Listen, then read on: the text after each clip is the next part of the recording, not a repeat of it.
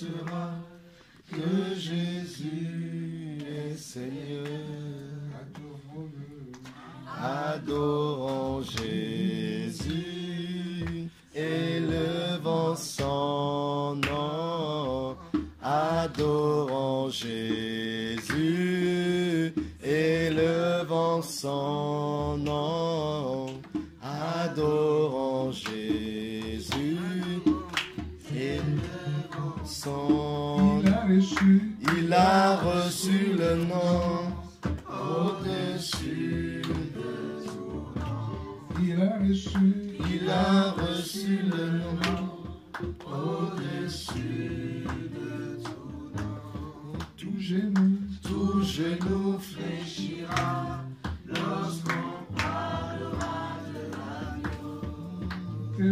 Toute langue confessera que Jésus est Seigneur.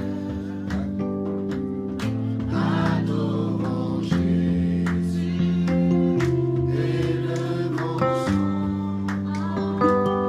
Adorons Jésus, élevons son nom. Adorons Jésus, élevons son nom. Il a reçu le nom au-dessus de tout nom. Il a reçu le nom au-dessus de tout nom. Tout genou fléchira lorsqu'on parlera de l'agneau. Tout genou fléchira lorsqu'on parlera de l'agneau. Adorons Jésus, élevons son nom. Adorons Jésus, élevons son nom. A reçu le nom au-dessus de tout nom. Il a reçu le nom au-dessus de tout nom. Tout genou fléchira lorsqu'on parlera de l'agneau. Tout genou fléchira lorsqu'on parlera de l'agneau. Adorons Jésus, élevons son nom. Adorons Jésus, élevons son nom. Adorons Jésus, élevons son nom. Adorons Jésus, élevons son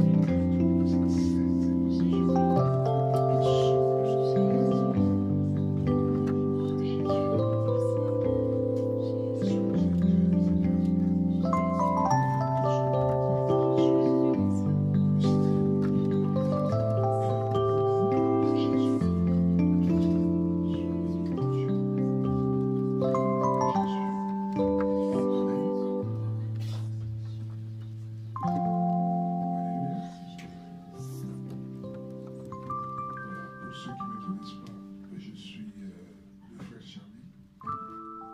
Je viens de l'Assemblée d'Évry. Amen. Donc, pendant un temps, j'ai travaillé aussi à l'Assemblée des Créteuils. Les gens qui sont de l'Assemblée des Créteuils depuis un moment, certains peuvent connaître. Alléluia. Nous allons partager un peu sur la croissance chrétienne. Alléluia. Nous sommes venus au Seigneur, mais Dieu nous attend quelque part. Amen. Nous allons prendre dans Genèse chapitre 2.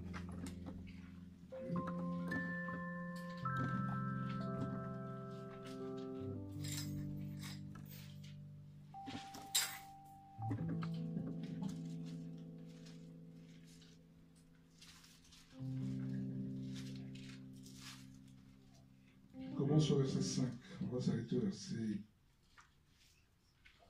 6. Voilà. Il n'y avait encore sur la terre aucune plante des champs. Genèse chapitre 2 à partir du verset 5. Excusez-moi.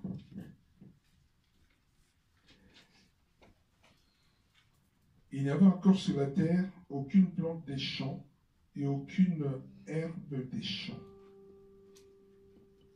Il n'avait encore germé. Excusez-moi pour mes lunettes, puisque j'ai un petit problème dans la lecture à cause de mes lunettes. Car Yahvé Dieu n'avait pas fait pleuvoir sur la terre et il n'y avait pas d'homme pour cultiver le sol. Et il monta une vapeur de la terre qui arrosa toute la surface de la terre. Or, Yahvé Dieu forma l'homme de la poussière de la terre, et il souffla dans ses narines un souffle de vie, et l'homme devint une âme vivante. Alléluia. Là, c'est la création de l'homme. Dieu a créé les cieux, il a créé la terre, il avait créé toutes choses, les animaux et tout. Et il voulait créer l'homme. Et nous savons tous que l'homme a été formé de la poussière, mais pas que. Ici au verset 5, au verset 6, la Bible dit qu'il monta une vapeur de la terre qui arrosa toute la surface de la terre. Parce que la poussière d'elle-même, on ne peut pas former quelque chose avec la poussière. Parce que la poussière s'envole. En fait, il a fallu l'eau. Alléluia. Donc, c'est le mélange de la poussière et de l'eau qui a formé une pâte avec laquelle le Seigneur a formé l'homme. Alléluia. Et la poussière, c'est la terre. Alléluia. C'est la vanité de l'homme. C'est la part de la nature terrestre dans l'homme. Alléluia. Mais à part la terre, Dieu a également utilisé l'eau. Et quand vous lisez dans l'histoire de la création, vous allez voir nulle part où on dit que Dieu créa l'eau. Non. Dieu a créé les cieux. Il a créé la terre. Mais la Bible dit que la terre était informe et vide. Elle devint informe et vide. Et l'Esprit de Dieu se mouvait sur la surface des eaux. Et quand vous méditez la parole dans Jean chapitre 1er, et même d'Ecclésiaste chapitre 5, vous allez vous rendre compte que dans Jean, il est dit, au commencement était la parole était là. Au commencement était la parole était Dieu. Alléluia. Et dans Ecclésiaste, on fait le rapprochement de la parole avec l'eau. Comme dans Éphésiens. Alléluia. Donc l'eau, donc la nature de l'homme est composée également de l'eau, qui est la part spirituelle de Dieu. Dans l'homme, c'est-à-dire dès la création, Dieu puisqu'il il a dit que créons l'homme à notre image. Alléluia. Donc déjà dans la création, Dieu a utilisé l'eau qui est le symbole de la parole de Dieu, qui est le symbole même de Dieu lui-même. À cause de la chute, alléluia, la nature de l'homme a été déformée à cause du péché. Alléluia. Donc, déjà dès la création, nous voyons que même Adam et Ève, à l'origine, ils étaient en communion parfaite avec le Seigneur. C'est à cause de la chute qu'il y a eu cette séparation. Alléluia. La chute a déformé même la nature de l'homme. Et à cause de cela, même toute la nature a été maudite. Alléluia. Et lorsqu'on vient au Seigneur, donc la vie chrétienne a pour rôle de venir régénérer l'homme. Donc à venir recréer en fait, à venir arranger même la nature humaine qui était abîmée par le péché. Alléluia. Donc, il y a comme un paquet. Alléluia. Je vais un peu vite, je pense. Nous allons prendre Proverbe chapitre 14.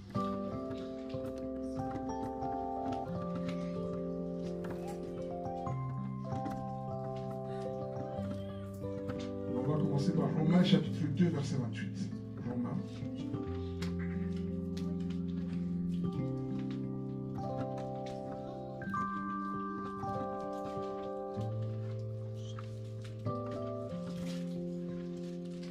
Celui qui a trouvé peut lire. Parce que j'ai un petit souci avec mes lunettes. Romains chapitre 2, verset 28. Celui qui a trouvé peut lire. Car le juif, ce n'est pas celui qui en a les apparences, et la circoncision, ce n'est pas celle qui est visible dans la chair. Alléluia. Il est question du juif, la circoncision. Tu peux continuer le verset qui suit. Mais le juif, c'est celui qui l'est intérieurement, et la circoncision, c'est celle du cœur selon l'esprit, et non celle de la et non selon la lettre. Amen. Tu peux t'arrêter là. Là, on nous parle de la circoncision. Nous savons tous ce que c'est que la circoncision. C'est le fait d'enlever la peau du prépuce. Du prépuce, je pense que c'est comme ça que ça se dit en français. Alléluia, mais nous savons tout ce que c'est. La circoncision, c'est le fait d'enlever la peau qui ne sert à rien en fait. C'est une enveloppe. Et Dieu, ce qu'il nous demande, c'est d'être circoncis du cœur. J'ai dit tout à l'heure qu'avec le péché, la nature de l'homme était abîmée. En fait. Donc la part de Dieu en l'homme était en fait, comment, je dirais qu'elle était comme annihilée. C'est comme la nature de Dieu ne ressortait plus. Donc il était emballé en fait, mais il est toujours là, puisque l'homme, la création de l'homme, elle était pareille, mais seulement qu'à cause du péché, le péché dans l'homme vient étouffer l'Esprit de Dieu en nous. Alléluia. Et quand la vie chrétienne arrive dans notre vie, elle a pour rôle de venir circoncire le cœur, c'est-à-dire venir ressortir la nature divine dans l'homme. Parce que Dieu a créé l'homme pour qu'il soit comme lui, qu'il lui ressemble. À l'origine, Dieu a créé l'homme à sa ressemblance. Mais à cause du péché, l'homme est devenu, en fait, la proie du diable. L'homme est devenu esclave du péché. Et quand la vie chrétienne arrive dans notre vie, son premier rôle est venir en fait, déballer l'esprit qui était contenu dans le péché, dans la vie de l'homme. Je ne sais pas si je me fais comprendre. Alléluia. Et quand la vie chrétienne est déballée, c'est-à-dire que même quand vous voyez un pécheur, sauf s'il est de livré, puisque livré, ce sont les gens qui ont été sémés par le diable lui-même. Nous connaissons la parabole du blé et des livrés. La Bible nous dit que livré, c'est l'ennemi qui est venu s'aimer. C'est-à-dire que dans la nature, comme dans la vie courante, partout où nous sommes, là où nous marchons, même dans nos familles, dans les transports, dans le travail, on côtoie des gens qui sont réellement des fils de l'ennemi. Alléluia. Qui ont pour père le diable. C'est pas d'eux que je parle. Mais les hommes qui ont été créés par Dieu, ils ont la nature divine en eux. Et à cause du péché, cette nature est étouffée. Et donc, c'est que tous on a été pécheurs avant de devenir chrétiens. Donc, même le pire des chrétiens qui a été créé par Dieu, il a la nature divine en lui. Et cette nature, pour ressortir, il a besoin, c'est comme un colis qui est empaqueté, qui est dans un emballage, on a besoin d'ouvrir pour voir le contenu. Alléluia. Donc, un enfant de Dieu, enfin, un païen qui est créé par Dieu, un païen qui, à l'origine, a été créé par Dieu, mais qui est devenu païen à cause d'Adam, puisque la Bible nous dit que tous ont péché, sont privés de la gloire de Dieu, parce que tous nous sommes descendus d'un seul, des deux ancêtres, Adam et Ève. Et le fait que nous soyons descendants d'eux, nous héritons également de leur péché, de leur chute. Voilà pourquoi personne ne naît enfant de Dieu. Tous, nous naissons pécheurs, comme nous le dit la Bible. Alléluia. Mais si nous descendons réellement d'Adam et Ève, selon Dieu, même étant pécheurs, nous avons la nature de Dieu en nous, mais qui est empêchée de s'épanouir, de ressentir. Donc c'est étouffé par le péché, par la nature du péché. Et quand la vie chrétienne arrive dans notre vie, il a pour rôle de déballer, afin de venir libérer cette vie, cette nature divine en nous. Et quand nous sommes libérés de cette nature, nous devenons enfants de Dieu, nous devenons chrétiens comme nous disons. Et à partir de là, nous avons besoin de grandir. Puisque le mystère de Dieu par rapport à la vie chrétienne, c'est quoi? La Bible nous dit dans Jean 1,12, à ceux qui l'ont reçu dans leur cœur, à tous ceux qui croient en son nom, la parole donne le pouvoir de devenir enfant de Dieu. C'est que toute personne qui est née, même s'il a la nature divine en lui qui est étouffée, personne ne naît chrétien. Tous nous naissons pécheurs à cause d'Adam. Et le jour où on entend la parole de Dieu, qu'on croit en lui et qu'on l'accepte dans notre cœur, cette parole fait de toi, à partir de ce moment-là, enfant de Dieu.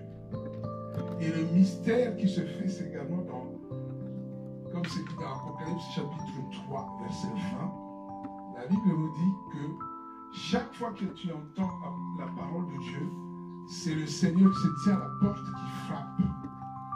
Et celui qui entend et qui ouvre la porte de son cœur, le Seigneur vient dans ta maison qui est ton cœur, et la Bible dit que il soupera avec toi et toi avec lui. C'est là, seulement à partir de ce moment-là, qu'on devient enfant de Dieu. Et Jésus, ce Jésus-là qui vient dans ton cœur, dans ta vie, il a besoin de grandir. C'est là la nouvelle naissance en fait. Donc la nouvelle naissance, c'est le fait que Jésus-Christ vient de naître dans ta vie.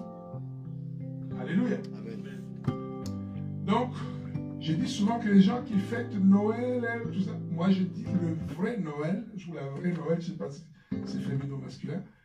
La vraie Noël, c'est lorsque Jésus-Christ vient de naître dans ta vie. Amen. Et le mystère qui est là, c'est qu'en même temps, Jésus-Christ vient de naître en toi. Pareil, toi également, dans le royaume de Dieu, tu viens également de naître. Alléluia. Et cet enfant que tu es dans le royaume de Dieu, ce Jésus-là qui vient de naître en toi, en fait, vous formez un en ce moment-là, il a besoin de grandir. Alléluia. Un enfant qui naît, quand un petit enfant est né bébé, et il ne va pas demeurer bébé. Parce que plus les jours passent, plus tu vas voir, c'est comme une petite plante qui va pousser petit à petit. Alléluia. Et toi qui es avec lui tous les jours, tu vois la transformation de la petite personne qui vient de naître, comme ça, à l'œil nu. Un petit bébé qui ne voyait même pas un jour, il commence à toucher, il commence à balbutier, il commence à bouger, il commence à s'asseoir, il commence à s'avancer un jour, il se tient, et un jour il va te tenir la tête parce qu'il commence à discuter avec toi. Alléluia. C'est ça la nature. Dieu a créé les choses comme telles. Donc, Jésus-Christ, comme toi dans la vie chrétienne, quand tu viens de naître, tu as besoin de grandir. Et pour grandir, tu as besoin d'un certain nombre d'éléments, un certain nombre de choses. Dieu a créé des choses comme ça. Un bébé, quand il vient de naître, tu vas le mettre au biberon tous les jours. Alléluia. Parce qu'il a besoin de ce lait-là. Pierre nous dit que désirer le lait spirituel comme des bébés spirituels. Alléluia. Pour la croissance. Et Jésus-Christ, quand les apôtres l'ont trouvé avec la femme samaritaine en train de discuter, alors qu'eux, ils étaient partis chercher de la bouffe au village, ils arrivent et ils ont laissé un Jésus qui était affamé. Ils arrivent, ils voient que le Jésus en question, il se foutait carrément de la bouffe qu'ils avaient ramenée. Il était occupé à bavarder avec la femme. Il commence à le presser pour dire, Seigneur, mais nous avons apporté la bouffe, viens manger. Il a dit, j'ai la bouffe, moi je mange la bouffe que vous ne connaissez pas. Ma nourriture, c'est de faire la volonté de mon Père. Amen. Alléluia. C'est que la nourriture de Jésus, c'est de faire la volonté de son Père. Amen. Voilà pourquoi il dit quelque part dans Matthieu 4:4 que l'homme ne vivra pas de pain seulement, mais de toute parole qui sort de la bouche de Dieu. Alléluia.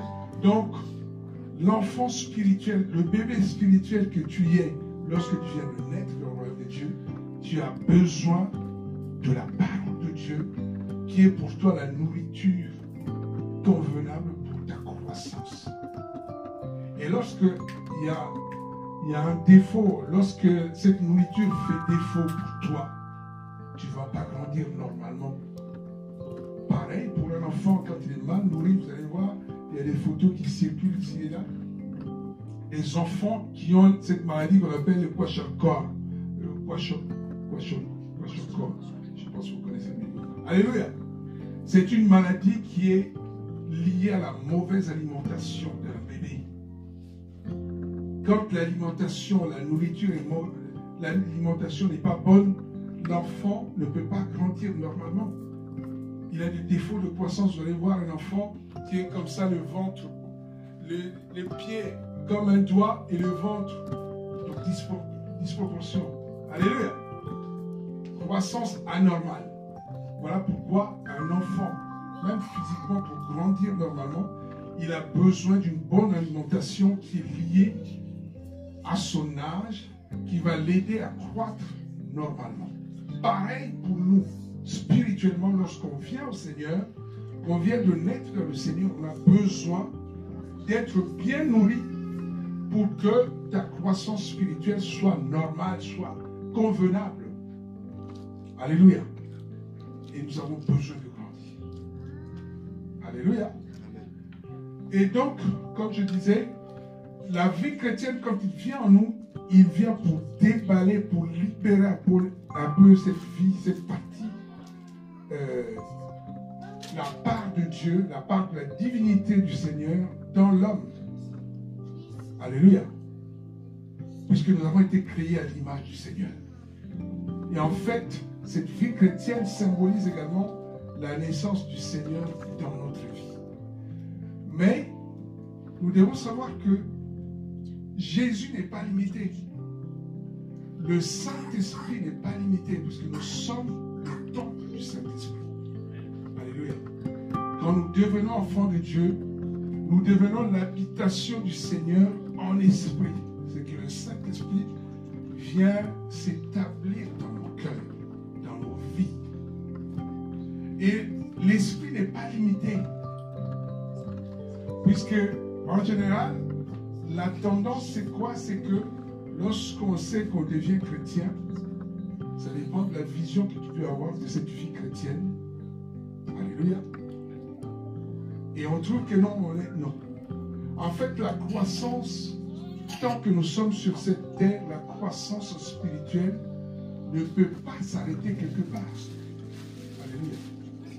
Dieu est illimité. Voilà pourquoi même les anges qui sont dans le ciel, ils ne peuvent pas se rassasier, en fait, se lasser de voir Dieu. Parce qu'ils ne peuvent pas connaître Dieu en totalité. Dieu est illimité. Alléluia. Et chaque jour qui passe, les anges sont en train de découvrir le Seigneur autrement. Alors qu'ils vivent depuis. Je ne peux même pas quantifier le nombre d'années qu'ils sont avec lui. Alléluia. Ils sont des créatures, ils ont été créés, mais ils existent avant même la fondation de la terre. Mais ils ne se lassent pas de découvrir le Seigneur. Alléluia. Et ça, nous allons lire un passage qui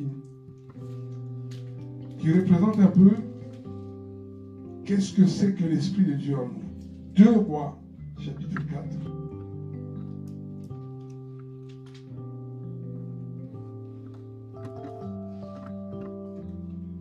Celui qui a trouvé peut lire à partir du verset, chapitre 4 à partir du verset 5.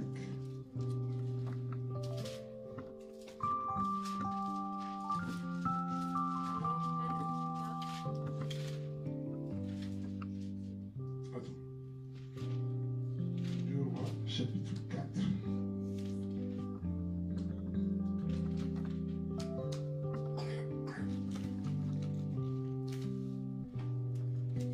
Tu commences au premier verset. Or, une femme d'un des fils des prophètes pria à l'Éternel en disant: Mon serviteur, mon mari est mort, et tu sais que ton serviteur craignait Dieu. Or, son créancier est venu pour prendre mes 2 enfants, afin qu'ils soient ses esclaves. Élisée lui répondit: Que puis-je faire pour toi? Dis-moi ce que tu as à la maison. Et elle dit: Ta servante n'a rien dans toute la maison qu'un vase d'huile. Alors il lui dit: Va, demande des vases dans la rue à tous tes voisins, des vases vides, et n'en demande pas un petit nombre. Puis rentre et ferme la porte sur toi et sur tes enfants, et verse dans tous ces vases, et tu mettras de côté ceux qui seront pleins. Alors elle le quitta. Ayant fermé la porte sur elle et ses enfants, il lui présentait des vases, et elle versait. Continue. Lorsqu'elle eut rempli les vases, elle dit à son fils: Présente-moi encore un vase. Mais il répondit: Il n'y a plus de vase. Et l'huile s'arrêta. Amen. Ça, c'est symptomatique de ce que c'est que l'Esprit de Dieu. En fait, si la femme s'il y avait eu encore d'autres vases, même à l'infini, l'huile ne se serait jamais arrêtée. Alléluia. Le fait qu'il n'y avait plus de vases, l'huile s'est arrêtée. Ça veut dire quoi? C'est que tu ne peux pas limiter Dieu comme nous ne pouvons pas, par rapport à l'esprit, nous limiter quantitativement pour dire que non, moi je ne peux contenir que telle quantité. Puisque regardez le Seigneur. Le Seigneur Jésus, quand il a, dans sa vie terrestre, la Bible nous dit de lui, dans Colossiens chapitre 1, verset 9, qu'en lui habitait corporellement toute la divinité. C'est-à-dire en Jésus, le Dieu infini. Alléluia. Donc la Bible nous dit que les cieux et les cieux des cieux ne peuvent le contenir, mais toute cette divinité était en lui. Amen. Amen. C'est-à-dire que, en fait, l'esprit en nous dépend de nous également. Alléluia. Si tu as la foi, c'est par rapport à la foi également, si tu as la foi de pouvoir contenir, je ne sais pas quoi, mais Dieu va agir selon ta foi. En fait, Dieu est limité seulement par nous, en fait, par nous-mêmes. Puisque Jésus était en même temps un homme. Mais en cet homme-là, il y avait donc le Dieu qu'on connaît là, le Dieu tout-puissant, infini. Il se retrouvait dans un homme qui a vécu, qui a marché sur cette terre. Ça veut dire quoi? C'est que si nous sommes disposés à recevoir l'Esprit autant que Dieu le voudra, mais ce que Dieu veut, c'est qu'il peut te donner autant que tu veux. Quand tu es disposé, bien sûr. Alléluia. Voilà pourquoi notre vie chrétienne en général, nous vivons une vie chrétienne un peu limitée, si vous voulez. Notre vie chrétienne, elle est misérable. Pourquoi? C'est souvent à cause de nous-mêmes. Amen. Et puisqu'il y a des chrétiens qui deviennent chrétiens, en fait, la vie chrétienne, c'est comparé au tabernacle. Puisque dans le tabernacle, il y avait 3 parties. Il y avait le parvis qui était la partie extérieure du tabernacle, où presque tout le monde pouvait accéder. Alléluia. Il y avait le lieu saint, où seulement les sacrificateurs qui devaient rentrer. Et il y avait le lieu très saint, où seulement le souverain sacrificateur. Alléluia. Là où il y avait la Shekinah de Dieu. Donc il y a les chrétiens, pour eux, lorsqu'ils deviennent chrétiens, en fait, ils s'arrêtent au niveau du parvis. Et le parvis, c'est le symbole du salut, le fait que tu sois sauvé. Le Seigneur vient, tu es pécheur, tu l'acceptes. Tu crois en son nom, tu acceptes de le recevoir, tu deviens chrétien. L'image du brigand qui a été crucifié en même temps que le Seigneur. Il mourait à cause de son péché. Alléluia. Parce que dans sa vie, toute sa vie, il était malfaiteur. Il a été condamné pour ça. Et la sanction qu'il méritait, c'était la crucifixion. Et il était dessus, sur la croix, en train de mourir. Je ne sais pas combien de temps il lui restait pour mourir. Il confesse Jésus-Christ. Et Jésus va lui dire, aujourd'hui même tu seras au paradis avec moi. Alléluia. Il a été sauvé. Donc, il est en fait au bord du péché, de la sanction qu'il méritait. Il accepte le Seigneur, il est sauvé. Et donc, lorsqu'on accepte le Seigneur, on est dans le même état que ce brigand-là.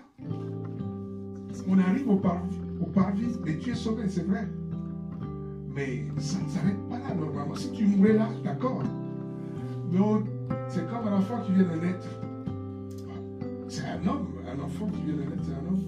Mais s'il ne meurt pas tout de suite et qu'il a des années devant lui, mais au bout de quelques temps, il ne peut pas rester au même stade où il était le jour où il est né. Parce que quand il est né, il n'avait aucune capacité, il ne voit pas rien. Mais si au bout de 6 mois, d'1 an, il ne voit toujours pas, il y a un problème. Est-ce que vous saisissez? Je ne sais pas si je fais un problème. S'il y a un problème, vous m'arrêtez, vous posez des questions, comme ça, on va un peu creuser un peu. Alléluia. Il m'a dit que nous sommes là, enfin, la salle est disponible toute la journée, donc on a un peu de temps. Alléluia. Si vous sentez que là, il y a un problème qui coince, vous m'arrêtez, vous posez des questions. Et puis, tous ensemble, nous allons creuser un peu pour mieux comprendre les choses. Alléluia. Et donc, il y a des chrétiens qui, pour eux, ils entrent par vie, c'est bon pour eux. Ils sont déjà chrétiens, ils s'arrêtent là.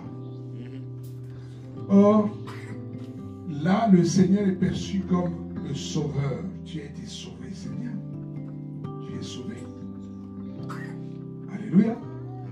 Mais si tu mourais c'est bon, tu es sauvé.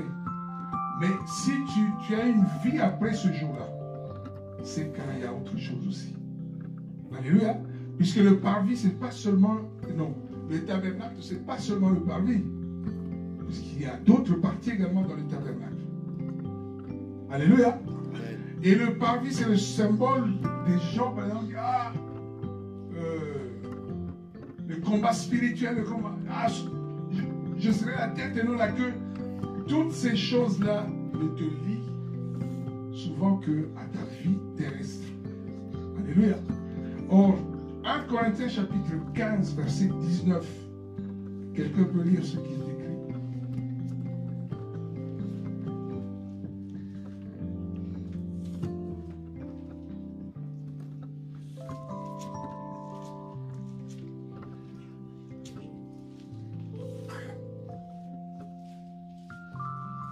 C'est quelqu'un trouvé.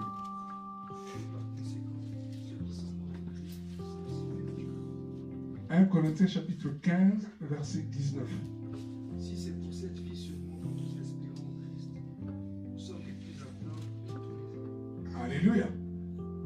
Et dans Louis II, il dit, si c'est seulement dans cette vie que nous espérons en Christ, nous sommes les plus malheureux de tous les hommes. Alléluia. Si pour toi, la vie chrétienne ne s'arrête qu'aux choses de la terre, je serai la tête et non la queue. Alléluia.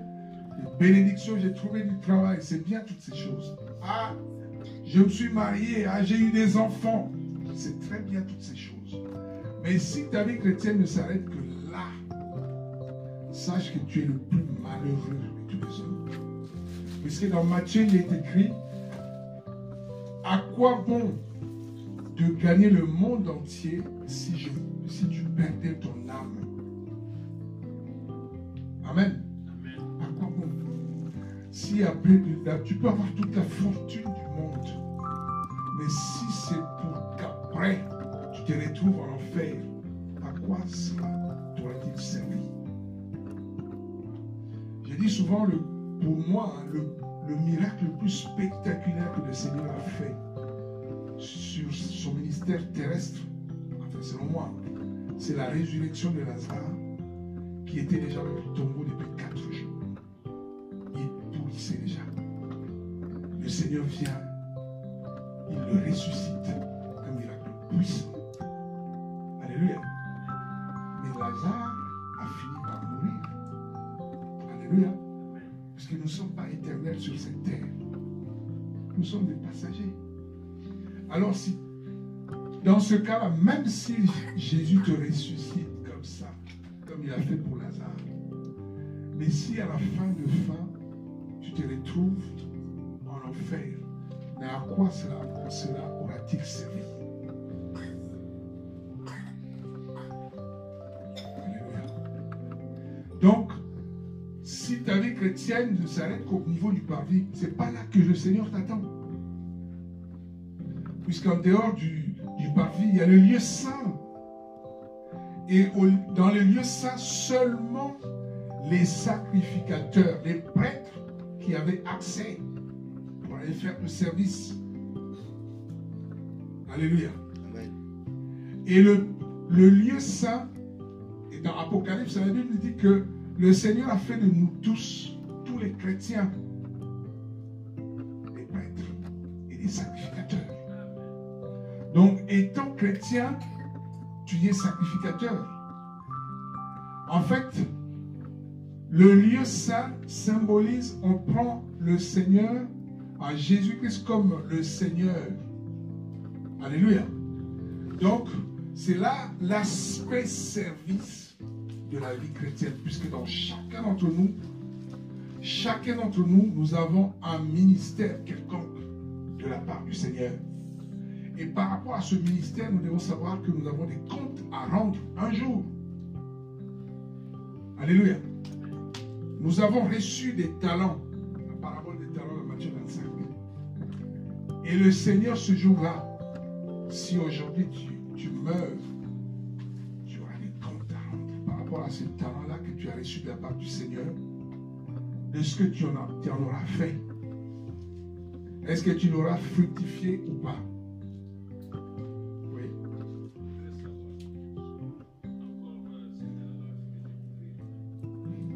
D'accord. D'accord, on va y arriver par rapport à cette question-là. On va y arriver. Alléluia. Je ne vais pas anticiper par rapport à ça. Amen. En tant qu'enfant de Dieu, le premier talent que nous avons déjà, c'est l'Esprit de Dieu en toi. Amen. C'est le tout premier talent. Et par rapport à ce talent, ce que le Seigneur attend en priorité par rapport à ce talent-là, l'Esprit qui te donne, s'il te part et prie, c'est de pouvoir témoigner de lui. Alléluia. Parce que ceux qui apportent en priorité pour le Seigneur, ce sont les âmes. Et Dieu veut sauver les âmes par toi. Voilà pourquoi tu as reçu cet esprit-là. En fait, tu es sauvé, mais il ne t'a pas repris tout de suite. Si tu restes en vie, ce n'est pas pour rester les bras, les jambes sur le canapé, sur la table du salon, regarde passer ton temps à la télé. Non. Puisque si la finalité était seulement juste tu es sauvé, et tu es sauvé, tu te prends tout de suite. Mais s'il te laisse encore sur la terre, c'est pour une mission. Alléluia. Bon, maintenant, par rapport à cette mission-là, il faut connaître également l'endroit où le Seigneur te veut. Tu vois. Mais la finalité dans toutes ces choses-là, c'est de pouvoir gagner le monde à lui. Amen. Voilà. Donc, dans le lieu saint, c'est le symbole du service du prêtre. Et par rapport à ça, nous avons des comptes à rendre, chacun d'entre nous. Parce que nous avons reçu des talents. Le premier talent en priorité, c'est l'Esprit d'abord qui donne tout. Donc tout cela, on a reçu l'Esprit en nous. Et maintenant, l'Esprit en nous va avoir avec lui, il va travailler de telle manière, avec toi, il va travailler de telle autre manière, avec moi, d'une autre manière. Alléluia. C'est pas forcément les micros. C'est pas ça. C'est pas ça. Il y en a qui ont reçu ça, mais c'est pas tout le monde forcément. Alléluia. Chacun a son poste. Parce que la Bible dit que nous sommes son corps. L'œil, c'est la tête. Le bras n'a pas le même rôle que le pied, ni le ventre, ni le cou. Chaque élément dans le corps de Jésus, dans le corps de Christ, a son rôle. Maintenant, c'est par rapport à ça peut-être que tu peux demander quelle est ta fonction. Alléluia, c'est par rapport à ça. Alléluia. Donc, par rapport au service, nous avons des comptes à rendre. Et le Seigneur, Jésus est le Seigneur, c'est lui qui est le patron à qui nous devons rendre les comptes. Mais ça ne s'arrête pas là non plus. Parce que imaginez, souvenez-vous de l'histoire de Marie et de Marthe devant le Seigneur. Marthe était affairée, avait le souci de servir le Seigneur et tout ça, et Marie était assise au pied du Seigneur. Mais quand Marthe va se plaindre auprès du Seigneur, quelle sera la réponse de celui-ci? Il va lui dire, Marthe, ce que tu fais, c'est bien. C'est pas mauvais tout ça. Mais je te dis que ta sœur Marie a choisi la bonne part. Alléluia.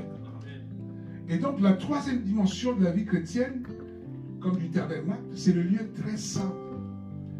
Et dans le lieu très saint, seul le souverain sacrificateur qui rentrait dedans, et seul, il n'était pas accompagné de quelqu'un d'autre. Alléluia. Et dans cet aspect-là, c'est la dimension où le Seigneur nous attend. Alléluia. C'est la dimension où le Seigneur est perçu comme l'époux. Ce qui s'est passé dans le lieu très, très saint, personne ne savait. Puisque c'est la dimension où le Seigneur est ton Dieu personnel. Alléluia. Amen.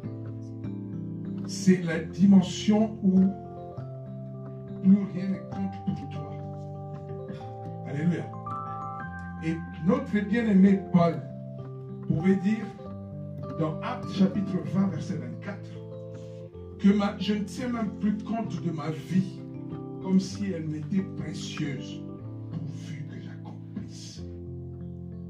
On peut lire un peu, je ne vais pas écorner un peu. Actes, chapitre 20, verset 24.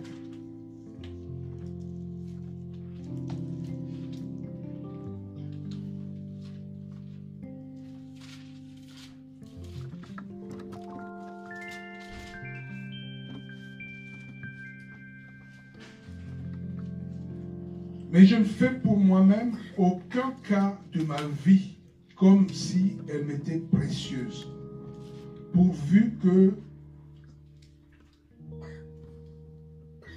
j'achève ma course. Essayez de dire mes lunettes là. Il faut que je les change.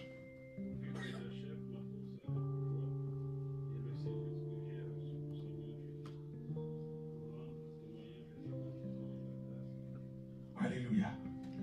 Donc, c'est une dimension où Paul pouvait dire que sa vie ne comptait même plus. Et quelque part, il dit que tous les grades qu'il avait reçus de la part des hommes, toutes les fonctions qu'il avait reçues, les honneurs qu'il avait reçus par rapport à la position sociale qu'il avait pu avoir, pour lui, c'était de la boue, comme de la boue. Alléluia. À cause de l'excellence, de l'excellente révélation qu'il avait du Seigneur. Donc pour lui, plus rien ne comptait plus que le Seigneur, son Dieu. Alléluia. Et dans Galates chapitre 2, verset 20, là-bas, il va dire que j'ai été crucifié. Donc, en fait, puisque entre époux, la Bible dit que deux époux deviennent une seule chair. En fait, il se mettait pratiquement à la place du Seigneur. Donc, il dit, c'est les souffrances qui manquent au Seigneur, je les achève dans ma chair. Alléluia. Amen. Et sa vie était crucifiée, comme Jésus avait été crucifié. Donc, ce que le Seigneur avait reçu, avait connu, il se l'appropriait. C'était son Dieu. Alléluia. Et c'est quelqu'un, dans cette dimension-là, c'est plus quelqu'un qui va, même dans sa manière de prier, c'est pas des, il va copier la prière d'un homme de Dieu qui va vendre. Non. Ce sont des choses qui lui sont communiquées directement par l'Esprit. Alléluia. Et Dieu nous attend dans cette dimension-là. Le lieu très saint. En fait, c'est quelqu'un qui peut, il ne compte même plus ses heures pour le Seigneur. Alléluia. Amen. Dieu nous attend dans cette dimension-là. Donc, il n'existe même plus pour lui-même. Tout en lui appartient au Seigneur. Toute sa vie appartient au Seigneur. Il ne vit que pour lui. Ce ne sont pas les titres qui l'intéressent ou quoi que ce soit. Non. Sa vie, en fait, sa pensée première, c'est d'être avec le Seigneur. Paul lui-même va dire dans Philippiens là-bas que je suis pressé de deux côtés. D'une part, j'ai envie de m'en aller, mais d'autre part, le souci des églises font que il a quand même besoin de rester là pour communiquer toutes les révélations qu'il avait reçues pour aider l'église à grandir. Il dit, si je pouvais choisir, j'aimerais mieux aller auprès du Seigneur, mourir. Puisque le monde ne compte plus pour lui dans ce cas-là. Et c'est ce que Dieu attend de nous. Il nous attend à ce niveau-là, en fait. Alléluia. Amen. La vie chrétienne, nous devons aller plus loin. En fait, nous devons aspirer à plus. Alléluia. Dieu ne nous a pas sauvés pour, je ne sais pas, jouer le grand prophète, tout ça. Ce n'est pas la finalité. Si c'est nécessaire, il peut permettre que tu aies ce ministère-là pour un temps. Mais la finalité du Seigneur, c'est qu'il te veut à ses côtés. La dimension de la vie chrétienne, il faut. Et Pierre va nous exhorter dans 2 Pierre chapitre 1 là-bas. Il dit faites tous vos efforts. On va prendre 2 Pierre chapitre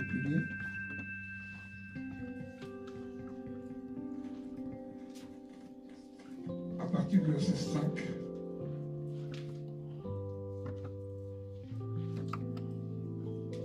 Celui qui a trouvé que j'ai.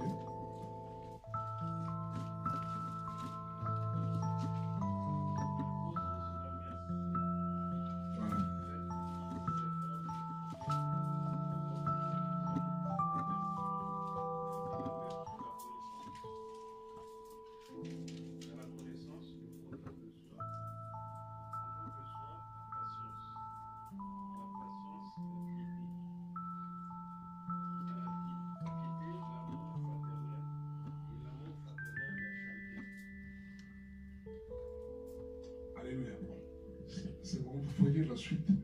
La Bible, Pierre nous exhorte en disant faites tous vos efforts pour ajouter à votre foi, puisqu'il y a foi et foi. Mais la Bible dit faites tous vos efforts autant que cela est possible pour vous pour ajouter à votre foi la vertu. Faites tous ces éléments qu'il a cités. C'est pour nous demander que notre foi ait de la qualité. Que ça ne soit pas une foi n'importe comment. Alléluia. Il faut que la foi que chacun de nous puisse avoir de la vertu. Or, nous savons ce que c'est que la vertu. C'est-à-dire une foi de qualité pour le Seigneur. Et pour que cette foi ait cette qualité-là, il a énuméré ce qui doit s'ajouter à notre foi. Dieu nous veut comme ses épouses. Il est l'époux. Alléluia. Voilà pourquoi il était prêt à donner sa vie en sacrifice pour notre salut. Parce qu'il veut nous avoir à côté de lui. La croissance spirituelle. La vie chrétienne doit aller au-delà. Et dans cette dimension-là, j'aime bien les prières que Jésus pouvait faire. On mentionne dans la Bible que Jésus priait, mais on ne dit pas exactement toutes les paroles qu'il disait dans cette prière. Parce que nous savons qu'il était Dieu. Alléluia. Mais le peu de foi qu'on nous parle un peu de ce qu'il disait dans sa prière, il a dit dans une prière, notamment devant la tombe de Lazare. Il va lever ses mains en disant, Seigneur, je sais que tu m'exauces toujours. Alléluia. C'est une prière très forte. Je sais que tu m'exauces toujours. Quelle drôle de prière. Amen. Donc, il dit, je n'ai même pas besoin de parler, mais c'est à cause de la foule qui est autour de moi pour qu'ils sachent que c'est toi qui m'as envoyé. Alléluia. Et quelque part, dans la confrontation avec les scribes, avec les pharisiens, dans Jean 8, là-bas, il va dire, mais qui de vous va me convaincre de péché? Qui est-ce qui peut me convaincre de péché? C'est-à-dire que par là, il disait que c'est impossible que je puisse pécher. Impossible. Amen. Et il va dire encore quelque part, il dit, l'ennemi vient juste avant la trahison de Judas. L'ennemi vient, mais il n'a rien en moi. C'est que le diable peut venir, mais en moi, il n'y a rien qui lui appartienne.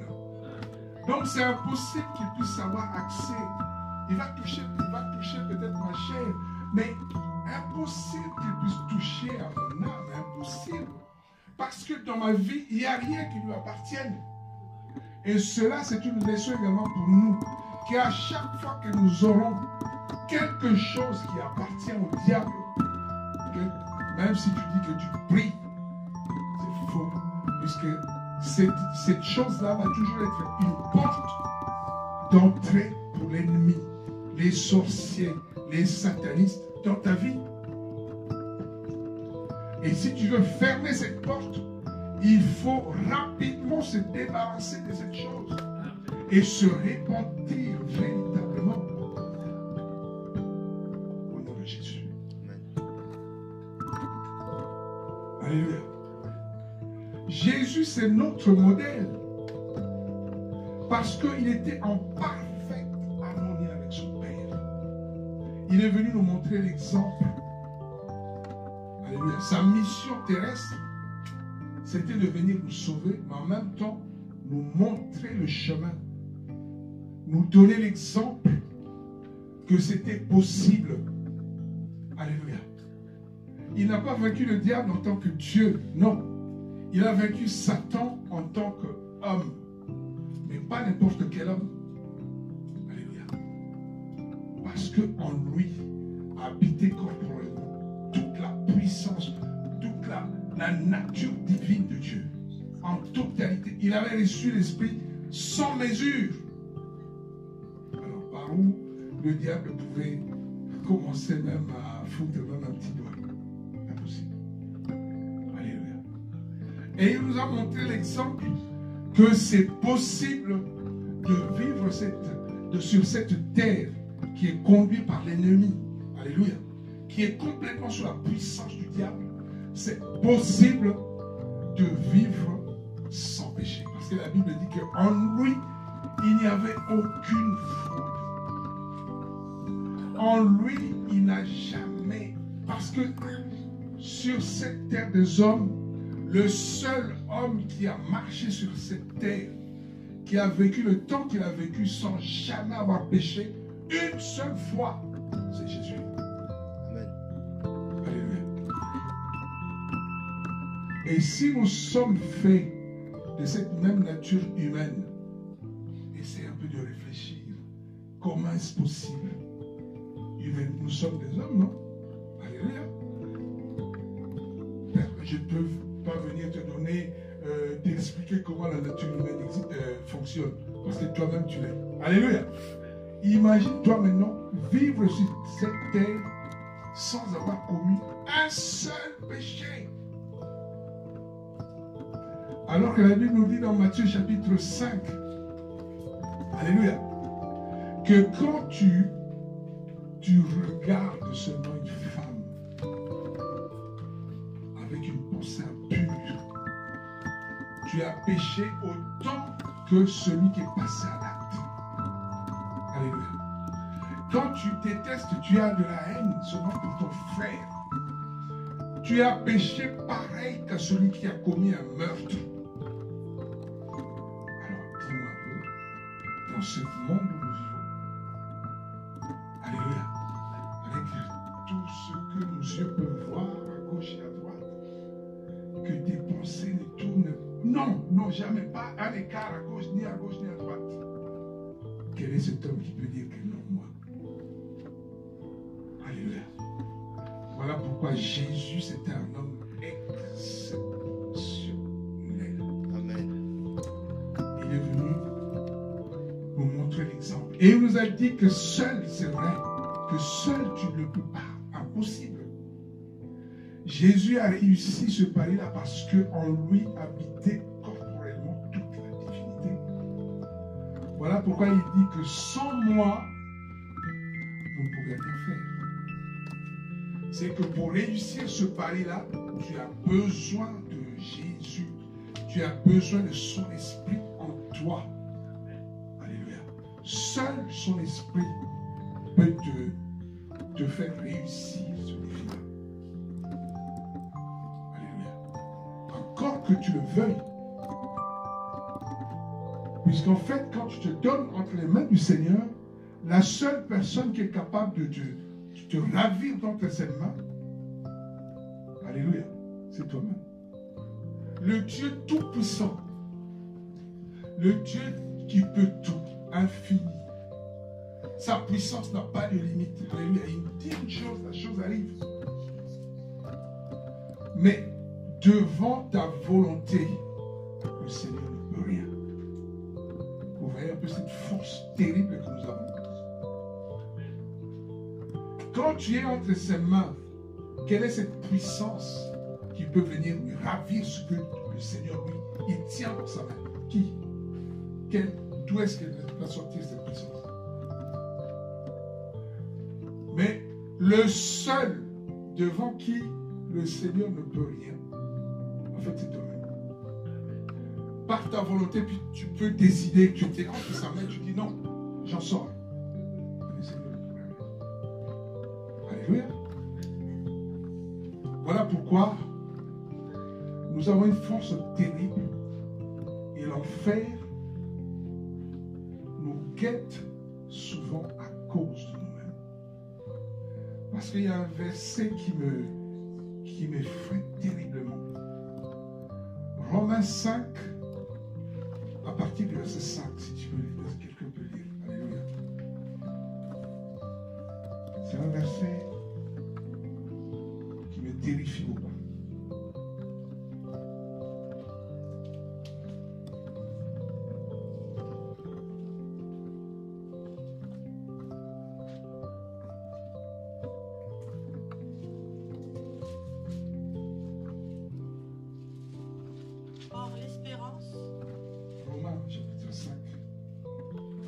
Romains 8, excusez-moi, Romains 8, à partir du verset 5.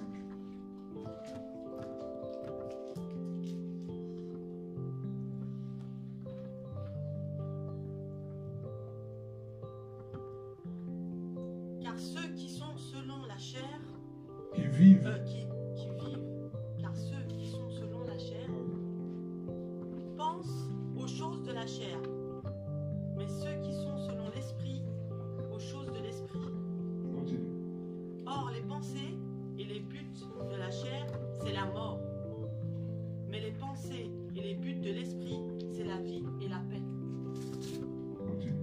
Parce que les pensées et les buts de la chair sont inimitié contre Dieu. Parce qu'ils ne se soumettent pas à la loi de Dieu et qu'ils n'en sont même pas capables. Amen. Quelqu'un a une autre version? Il peut dire? Car ceux qui vivent selon la chair s'affectionnent aux choses de la chair. Et ceux qui vivent selon l'esprit s'affectionnent aux choses de l'esprit. Or, l'affection de la chair, c'est la mort, et l'affection de l'esprit, c'est la vie et la paix. Parce que l'affection de la chair est inimitié contre Dieu, car elle ne se soumet pas à la loi de Dieu. En effet, elle n'est pas capable. Amen. Dans le dernier verset, on nous dit une chose.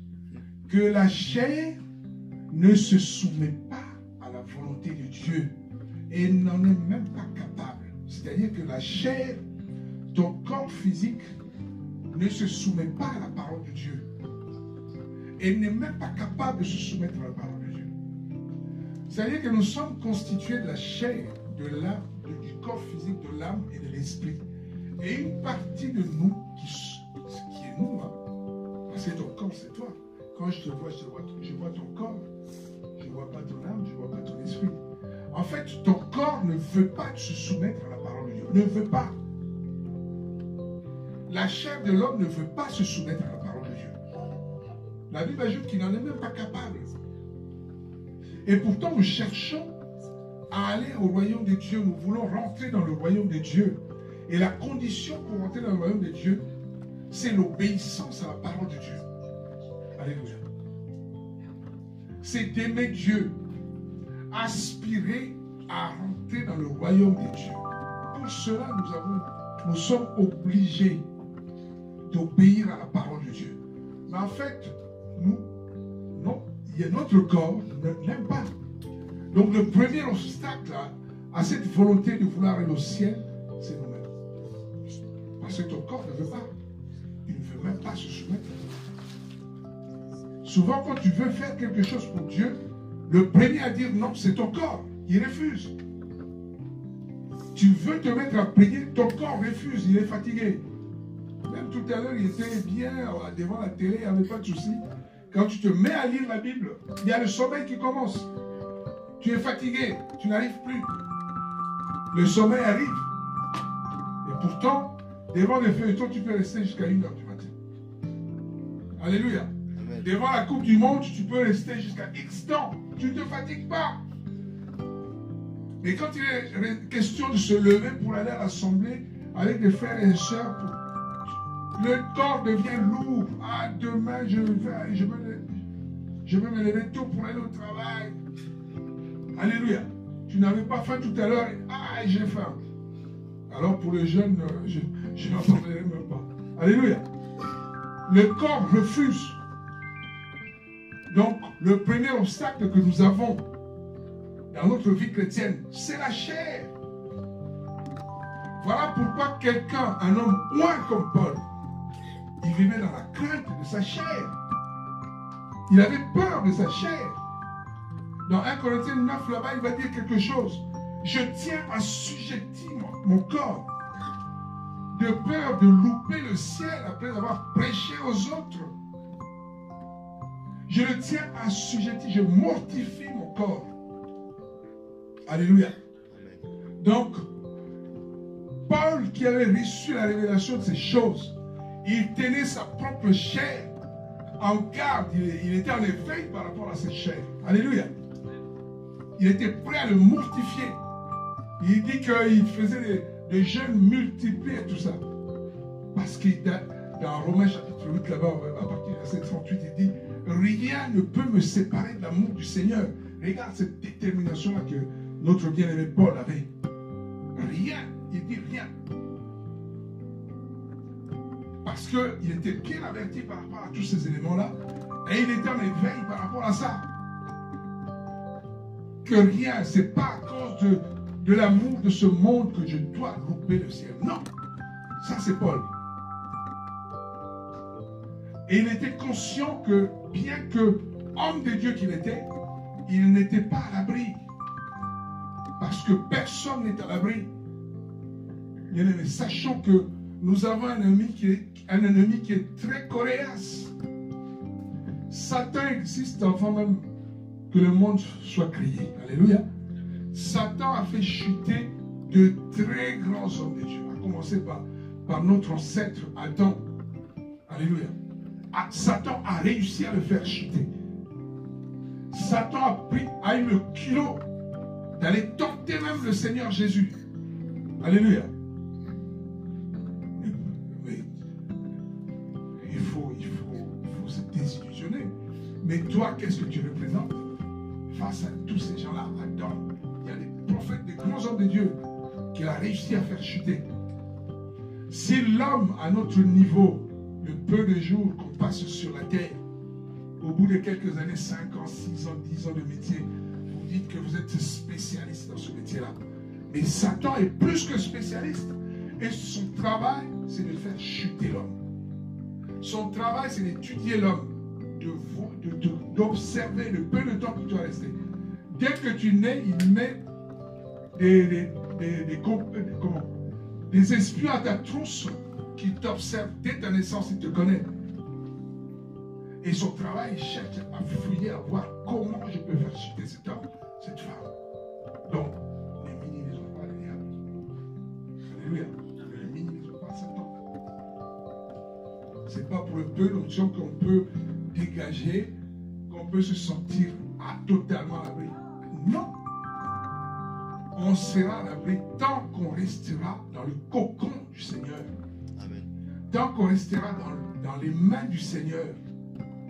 Une fois une petite aspérité dehors, il risque de passer avec. Alléluia. Amen. Faisons très attention. Et nous avons besoin de grandir dans le Seigneur. Pour cela, nous avons besoin de l'aide de Dieu, de l'aide de l'Esprit de Dieu. Pour nous conduire. Voilà pourquoi il dit qu'il est le chemin, la vie et la vérité. C'est lui le modèle parfait. Attachons-nous à lui. Alléluia. Quand on a cette dimension-là, tu considères le Seigneur comme ton époux personnel. Tu as l'impression qu'il était venu sur la terre, que sa mort, c'était seulement pour toi. D'abord toi. Alléluia. Tu ne vois même pas ce qui est à gauche à toi. C'est ton Dieu. Et dans cette dimension, tu vas voir que même ton ministère, même ta manière de prier, même ton fonctionnement, plus rien ne va compter. Que le peu de choses que tu vas faire, tu vois le Seigneur dedans. Tu vas faire toutes choses pour plaire au Seigneur. Parce que tu ne voudras jamais le décevoir. Alléluia. Les femmes mariées qui sont là, sachez comment vous chérissez vos époux. Alléluia. Donc vous allez tout faire. Le souci premier, c'est de vouloir faire plaisir à votre époux que le Seigneur est. Alléluia. L'époux que vous avez, peut-être un jour, vous allez, il va peut-être partir. Alléluia. Mais lui, il est l'époux qui est avec toi pour l'éternité. Amen. Alléluia. Que rien ne se sépare de cet amour-là. Parce qu'on n'est pas du tout à l'abri. On n'est pas à l'abri. Il faut veiller. Il faut veiller. Il faut rallumer cette flamme-là. Cette flamme du premier amour. Alléluia. Le Seigneur nous veut toujours bouillants pour lui. Alléluia. Nous avons besoin, il faut arrêter, il faut viser plus loin avec le Seigneur. Alléluia.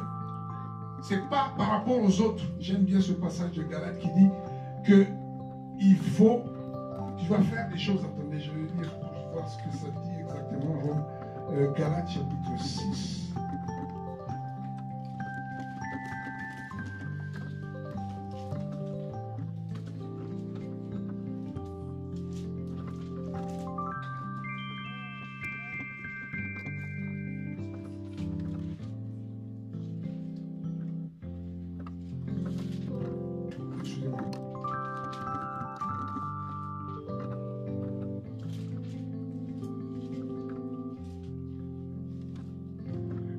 Verset 4.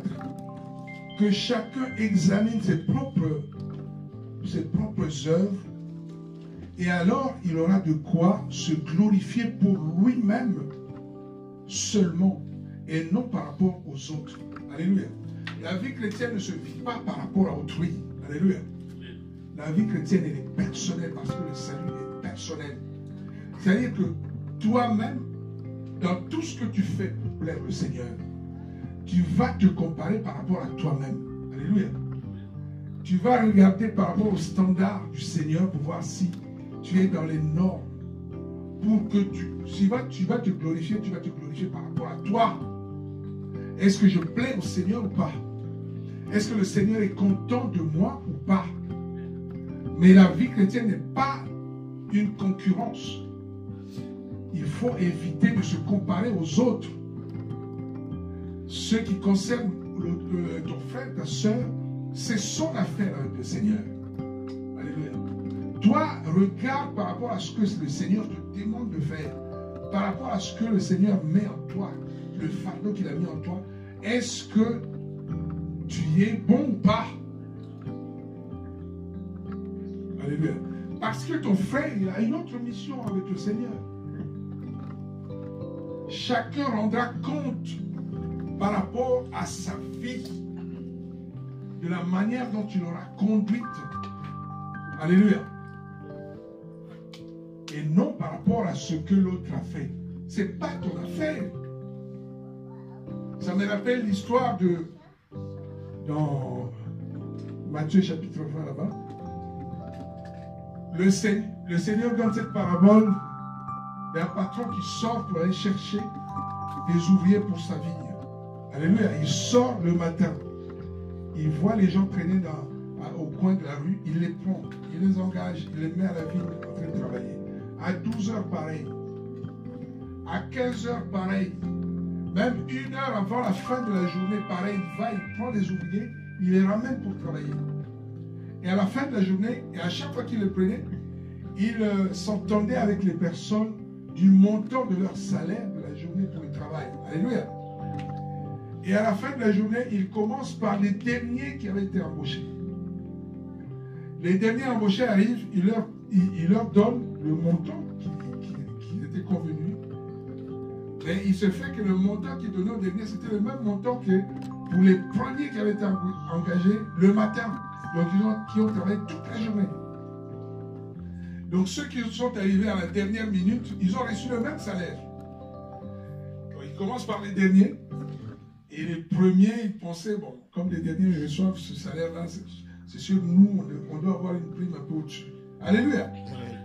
Leur tour arrivé, le patron leur donne le même salaire. Il se met à murmurer. Il dit, mais comment ça se fait? Ils viennent d'arriver seulement, ils n'ont pas payé comme nous. Il y a une question seulement que le Seigneur leur a posée pour leur trouver le bec. Mon ami, est-ce que je t'ai donné moins que ce que nous avons convenu ensemble? Assis, mais les autres, c'est pas ton affaire. Ça, c'est mon affaire. C'est mon affaire. Non, c'est moi qui leur donne l'argent. Toi, contente-toi de ce que j'avais convenu avec toi, si je suis fidèle ou pas. C'est l'essentiel. L'autre, c'est pas ton affaire. C'est mon argent, moi. Je peux donner ce que je veux. Alléluia. Amen. Donc c'est ça, la vie chrétienne, elle est individuelle. Toi, regarde le Seigneur par rapport à ce que le Seigneur a mis en toi. Parce que dans chaque homme, le Seigneur a déposé quelque chose. Dans chacun d'entre nous, le Seigneur a déposé quelque chose. Voilà pourquoi c'est important, je reviens à votre question. C'est important de savoir quel est ton appel maintenant par rapport au Seigneur. Alléluia. Chacun a son appel. Et moi, je ne peux pas te répondre. C'est le Seigneur qui va te répondre. Alléluia. Va auprès du Seigneur. Demande ce qu'il attend de toi. Alléluia. Ce n'est pas bon non plus de se précipiter dans les services. Tu risques d'aller là où le Seigneur ne t'attend pas. Parce que par rapport au service, le Seigneur, quand il donne un service, il donne l'onction qui va avec. Alléluia. S'il donne l'onction à des gens comme les apôtres Shoah là, avec la mission qu'ils ont, mais si toi tu vas te fouler là-dedans, les combats qu'ils ont en fait, les combats qu'on peut avoir, c'est toujours proportionnel à l'onction qu'on a reçue par rapport au service qui nous a été donné. Tu vas te retrouver dans un service qui n'est pas le tien et tu auras des combats devant lesquels tu ne pourras pas faire face. Tu vois, c'est important de prier au Seigneur, de demander ce qu'il attend de toi. Alléluia. Si tu n'es pas appelé à prêcher devant des foules, puisque quand tu prêches devant des foules, mais tout le monde n'a pas le cœur pur. Tu vois. On prêche comme ça, mais il y a des combats aussi qui arrivent. Dans les délivrances, tu n'as pas été appelé à faire des délivrances compliquées, mais ces démons-là, mais si tu n'as pas l'onction pour, mais ils vont te massacrer. Alléluia. Mais justement, il faut faire très attention. Voilà pourquoi on a besoin d'être à sa place. Il faut être à sa place. Tu n'es pas l'agent, les mains ne peuvent pas dire non, bon moi je vais les mains ne peuvent pas dire au pied, bon en tout cas laisse un peu moi, aujourd'hui c'est moi qui te remplace un peu parce que il y a les gymnastes qui font ces gymnastes là les pieds en l'air, ils commencent à marcher avec les pieds, mais est-ce qu'ils peuvent tenir toute une journée avec? C'est pas son rôle, c'est pas sa mission, il n'a pas reçu l'onction pour, et pourtant les jambes ils peuvent se mettre à courir, je ne sais pas combien de kilomètres, ils tiennent la route, hein? Alléluia. Même quand tu marches, nous on a grandi pieds nus, on a couru dans les sables, on jouait au foot dans des terrains rocailleux et tout ça. Tu peux te blesser, mais tu cours. Alléluia. Les pieds sont conçus pour ça, mais les mains ne peuvent pas tenir. Alléluia. Donc chacun a sa place. Nous sommes un corps étant l'église du Seigneur. Donc chacun doit savoir connaître sa position, connaître sa fonction, connaître sa place. Quand quelqu'un se retrouve à une place qui n'est pas le sien, c'est là où il y a les désordres dans nos assemblées et tout ça. Amen. Chacun a sa place. Dieu a fait en sorte que le corps humain soit ordonné de telle manière que chaque élément est à sa place et jamais tu verras l'œil se plaindre par rapport à l'oreille. À toi tu entends trop, ou je sais pas, la main se plaindre à la bouche, mais toi tu consommes tout ce que je prends, toi tu prends. Parce que chacun a son rôle. La bouche a ce rôle-là, c'est vrai de parler, mais parfois aussi de consommer des aliments. Alléluia. Le plaisir qu'il y a à manger, c'est le rôle de la bouche. Le labeur de travailler physiquement, tout ça, c'est le rôle des mains, des pieds s'il faut marcher, tout ça. Alléluia. Chacun a son rôle. Et il y a une telle harmonie dans le corps que jamais des disputes, il peut y avoir des disputes par rapport à deux éléments dans le corps. Non. Parce qu'ils savent que si la bouche a mangé, le ventre va traiter les choses. Moi, j'aurai aussi ma part qui va me permettre de prendre un peu de force. Alléluia. Chacun a son endroit. Et la bouche, pour manger, les jambes sont obligées de se déplacer, d'aller là où il y a les trucs pour prendre. Les mains font leur travail, ils l'amènent à la maison. Les mains préparent et tout ça. Tout ça pour que la bouche mange. Et le ventre, lui, c'est le laboratoire, il traite les choses. Il repartit à chacun ce que chacun doit prendre, ainsi de suite. Alléluia. Chacun a sa place. Et dans l'église de Dieu, nous avons besoin également que chacun soit à sa place. C'est vrai qu'on permet parfois aux gens souvent, les talents se voient dans l'exercice. Dans l'exercice, on voit que non, il y a tel qui a quand même il a plus de facilité à faire des choses, tel type de choses. Dans tel type de choses, je vois que la sœur telle, elle est un peu plus habile et tout ça. Amen. Et c'est là qu'on voit parfois les talents ressortir. Et puis, alléluia. Même dans la conception d'un enfant, l'enfant commence par un embryon qui est pratiquement une boule. Toutes les cellules se ressemblent. Alléluia. À force, au fil du temps, en se multipliant, les cellules, chaque cellule commence à choisir son chemin, son rôle et tout ça. Et puis, au bout de quelques temps, c'est une personne humaine qui jaillit devant vous, chaque membre en place et tout ça. Alléluia. Mais c'est très important. Nous devons aspirer à une dimension supérieure avec le Seigneur. La vie chrétienne, ce n'est pas une vie monotone. Nous devons aller plus loin. Comme j'ai dit tout à l'heure, le Seigneur est notre époux. Il nous attend dans cette intimité-là qui est entre l'homme et la femme. Alléluia. Dans cette intimité, Dieu va nous communiquer les choses. Alléluia. Nous allons fusionner avec lui. Amen. Amen. Alléluia. Amen. Voilà ce que j'avais en tout cas à partager avec vous ce matin.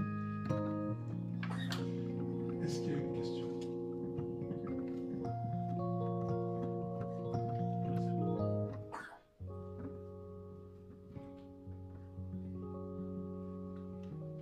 Alléluia. Alors, est-ce qu'on peut se lever pour bénir le Seigneur au nom de Jésus? Attire-moi à toi. Je ne veux que toi. Je veux tout abandonner. Restaurer notre amitié. Tu es mon désir. Tu es mon désir. Je ne veux que toi. Je ne veux que toi. Rien ne peut te remplacer.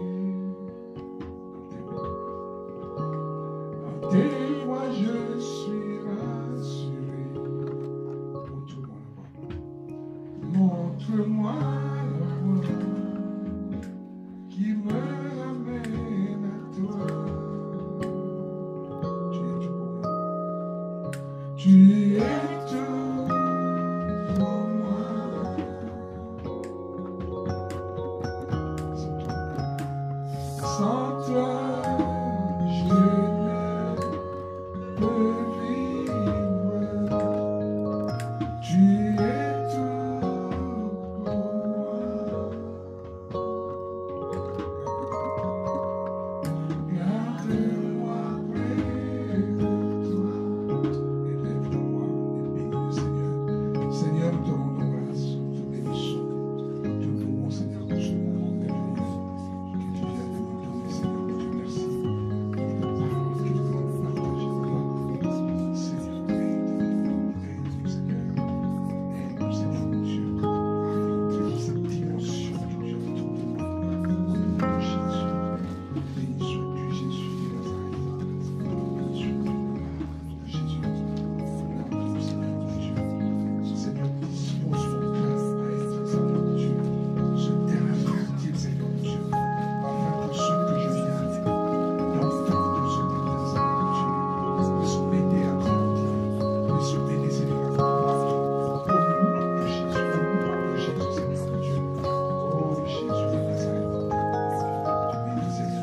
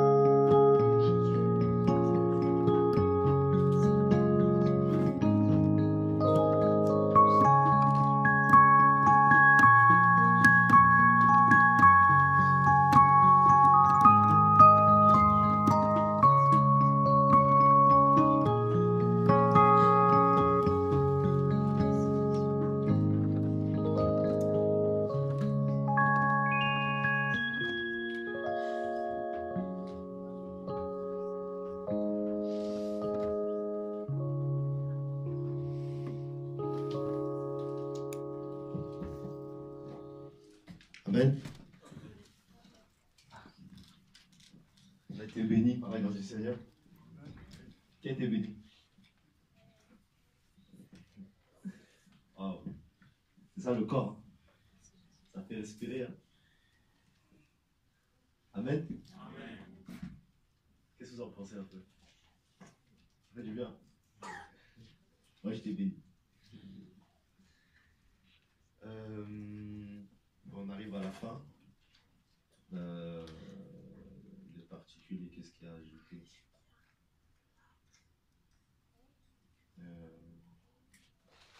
Déjà, je tiens à bénir Dieu. Rien à rajouter hein, dans ton message, mais simplement, ça nous fait voir que c'est pas une assemblée de jeunes. Et personnellement, quand je serai à ce stade-là, à cet âge-là, j'aimerais être comme ça. Profond dans la parole. Amen. Que Dieu soit béni. Par rapport à ça, je vais ajouter quelque chose. Ok. Par rapport à ce que tu viens de dire. Ok. Alléluia. Amen. Il m'a appelé jeudi pour me demander si je pouvais venir. C'est vrai que c'est un moment qui sont derrière moi. On était avec eux à Créteil pendant un temps. À chaque fois, je déclinais. Mais bon, ce jour-là, il m'a appelé. Bon, j'ai dit, bon, j'ai quand même trop refusé jusque-là. Et je me posais la question, qu'est-ce que je vais partager avec eux? Ce que je viens de vous partager, il y a un jeune dans notre assemblée. Un jeune, je ne sais pas, plus jeune que toi. Il nous a partagé ça il y a un mois. Non, c'était au mois de juillet. Et j'avais noté un tout petit peu, mais je ne me rappelle plus, bon, je n'avais pas tout noté.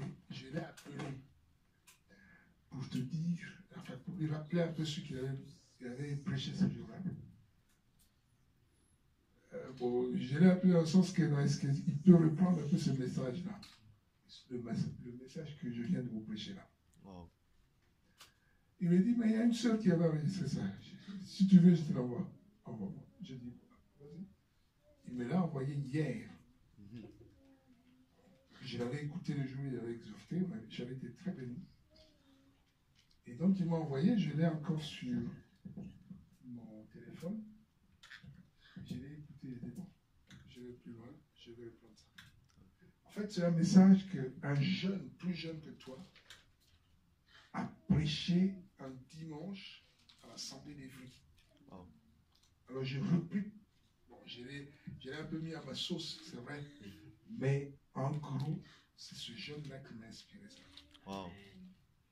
J'avais déjà prêché sur la croissance spirituelle, mais ça n'avait rien à voir avec ce que je viens de partager avec vous.